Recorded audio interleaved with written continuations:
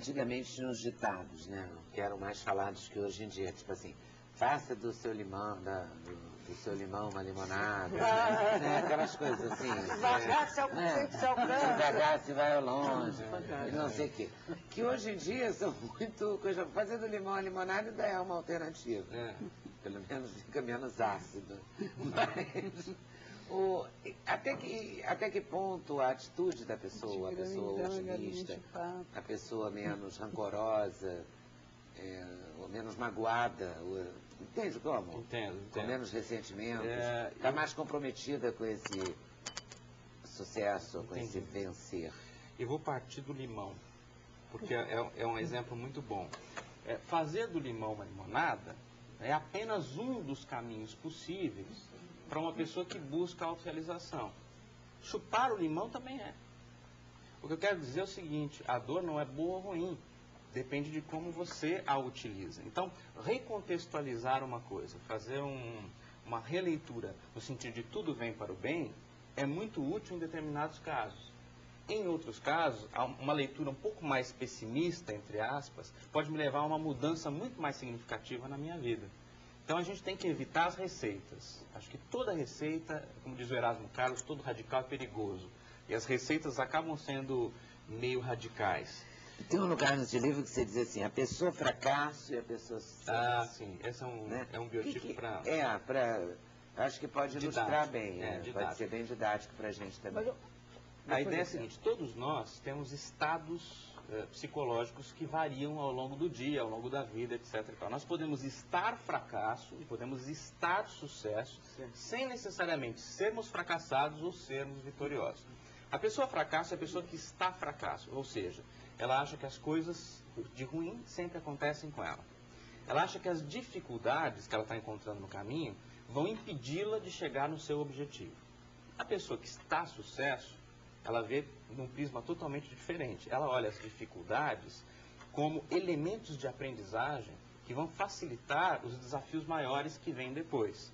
Ou seja, ambas passam pelas pedras da vida, as dificuldades. A pessoa que está fracasso constrói um muro e fica atrás dele dizendo não dá para chegar do lado de lá. A pessoa que está sucesso, ela constrói uma ponte e atravessa uma série de desfiladeiros com essa ponte que seriam mais longos se ela não fizesse assim. Eu queria fazer uma pergunta. Você disse que o radical é perigoso, todo radical é perigoso. O Erasmo Carlos é que disse. Ah, bom. Você concorda ou não? Sim, não. Eu acho que o radicalismo depende muito do grau de lucidez do radical. Há momentos em que há um radicalismo lúcido. E esse radicalismo lúcido pode ser incrivelmente benéfico. E a história tem lances desse radicalismo. Se a gente for pensar no Evangelho, até o momento onde Jesus derruba os vendilhões no templo, não deixa de ser um momento radical, mais lúcido. Né? Não é voltado por não é voltado por um egocentrismo, mas por uma lucidez fantástica. Então, o radical pode ou não ser perigoso, mas as receitas em geral, quando aplicáveis a uma outra pessoa, uma outra realidade, estas são quase na sua maioria perigosas. E o radical pode ser vencedor? Pode. Assim como o extremamente humilde também pode ser vencedor. Não há uma forma de dizermos este vai ou este não vai. Depende do conjunto das interações que esse indivíduo tem com a vida. O Sartre dizia isso, né? O importante não é o que a vida faz com você, mas o que você faz com o que a vida fez de você. Então a ideia do Atitudes Vencedoras é justamente isso. Quer dizer, é bom ou é ruim, está acontecendo comigo, está acontecendo agora, e o meu background psicológico, as minhas atitudes, é que vão dizer quais as consequências que isso vai ter lá na frente. Você é um palestrante também, né? O Atitudes Vencedoras também pode ser um livro de autoajuda, em algum sentido? Olha, nós temos duas definições... Sem o sentido do pejorativo, porque quando se fala em autoajuda... Sim. Mas é isso que você está propondo, né? Que a pessoa se pense no que está acontecendo com ela. Você só consegue fazer do limão a limonada, ou chupar o limão, ou temperá-lo, usar o limão para temperar um adoque, no sentido da limonada ser uma coisa simples e barata, e o adoque ser uma coisa cara, sucesso, fracasso e tal. Se você se empenhar nisso, né? Se você se ajudar você mesma a olhar, porque na hora que você está sentindo uma dor, ou de amor, ou de perda, ou de desamor, ou de grana, está tudo no vermelho. Tu não vai ficar pensando, meu Deus, isso vai ser um exemplo para mim mesmo. Né? Você está danado da vida, claro. louco para sair do vermelho e tal, né? A reflexão sempre Então, nesse sentido que eu falo que é autoajuda, porque se você ler, você pode melhorar as pessoas podem encontrar um caminho, podem sair daquele buraco, se meteram. Não eu entendi. Achar o dinheiro para conta, claro. chegar no azul, mas eu pensei muito sobre com isso. Eu pensei muito sobre isso. O livro foi catalogado pela Biblioteca Nacional como Psicologia e Administração, com base na pesquisa e com base na pesquisa profunda que tem de filosofia e psicologia para dar um embasamento a essa ideia. Quer dizer, não é um achismo, tem todo um processo de pesquisa nisso. Eu acho que a grande diferença do que se chama de livros de autoajuda e de livros que vão nesta linha, que tem um conteúdo diferenciado, é um só. O autoajuda, ele tenta dizer para você, você pode, você é bacana. O caminho é esse, né? Você é bacana, você pode, você é super, você é maravilhoso. Esse livro não quer dizer que você é maravilhoso. Não quer dizer que você pode ainda, mas quer dizer que você tem uma série de potenciais e quais são os caminhos que a tua personalidade percorreu até a tua idade atual que vem impedindo essa potencialidade verdadeiramente aflorar. Ou seja, a gente desenvolve mecanismos de defesa na vida para se proteger, porque nós somos atingidos por inúmeros estímulos a todo tempo. Esses mecanismos deveriam atuar por um tempo na nossa vida, né? E deveriam ser substituídos por outros e, em alguns casos, eliminados completamente. O que acontece é que a gente vai carregando isso para o resto da vida, né? E esses mecanismos de defesa nos tornam limitados, daí atitudes limitadoras. Quando, se eles forem revertidos a nosso favor, serão vencedores. Uma atitude vencedora.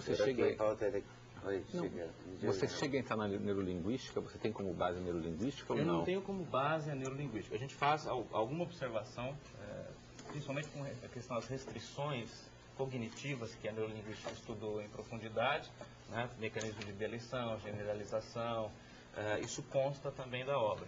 Mas eu acho que a grande virtude desse trabalho é ser convergente de todas as linhas. Então, se você for pelo behaviorismo, você vai resvalar nessa ideia. Se você for por Freud ou por Jung, é o que há de comum na visão comportamental com base na atitude. Falando em atitudes vencedoras, uma derrota absoluta, cachapante, pode ser uma grande vitória? Pode. Porque basta a gente filosofar um pouquinho sobre a derrota. Essa derrota pode ter te impedido de uma derrota ainda maior, por exemplo. Não é? Pode ser a pedra fundamental sob a qual você vai construir a sua grande vitória agora, porque foi uma experiência de vida de tal nível traumática que os seus valores mudaram em função dessa derrota. A base das conversões religiosas, por exemplo, é uma grande derrota do indivíduo para ele mesmo. Chega um momento que ele fala, antes eu não via, antes eu não enxergava, agora eu vejo, agora eu enxergo, os valores dele mudam.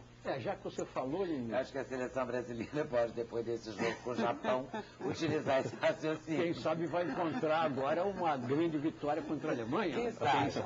Mas você falou aí justamente em conversões religiosas, quer dizer, eu vou fazer uma pergunta então, a maior derrota, você falou no Evangelho, Jesus Cristo foi crucificado, uma derrota absoluta. Mas se você falar em fama, como ela estava falando, para alcançar a fama, embora os Beatles dissessem que eles fossem mais famosos do que Jesus Cristo, você vai dizer, Jesus Cristo ou era realmente o Filho de Deus, ou era um louco que foi derrotado e foi crucificado.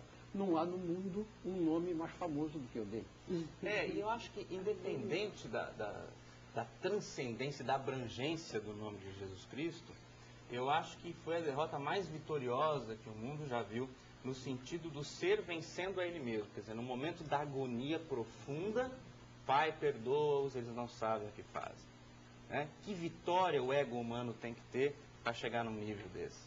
Resultado da pesquisa, o que é essencial para vencer na vida?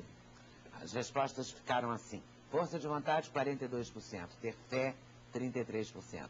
Ter sorte, 25%. Mais detalhes aqui no livro do Carlos Hilsdorf.